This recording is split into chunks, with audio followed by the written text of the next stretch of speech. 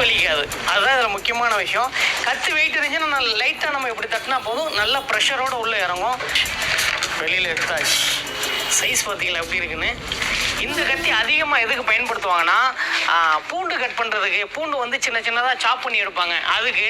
ரெண்டாவது பாதாம் கட் பண்ண, பிஸ்தா கட் பண்ண, இந்த மாதிரி ஸ்வீட் ஐட்டத்தெல்லாம் மேலே கார்னிஷ் பண்ணுவாங்க. பாதாம், பிஸ்தா அதெல்லாம் எல்லாமே இந்த கத்தியில் தான் கட் பண்ணுவாங்க. இது என்ன தெரியுதுங்களா, கத்தி வந்து சாணா பிடிக்கணும். சாணா பிடிக்கலாம் போக தேவையில்ல. இதில் வச்சு ஒரு 2 இல்லை கத்தி ஃபுல் ஷார்ப்பாயிரும். சொம்பதுகான் பாருங்க, கத்தி எப்படி ஷார்ப்பாக இருக்கான்னு பாருங்கள்.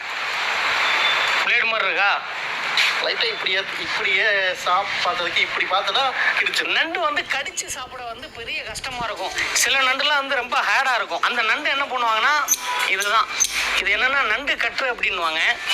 நண்டோட ஓடு இருக்கு இல்லையா, நண்டோட ஓடை இதில் வச்சுட்டு இப்படி ஒரு அமுக்குனாங்கன்னா போதும், சடன்னு உடஞ்சிரும்.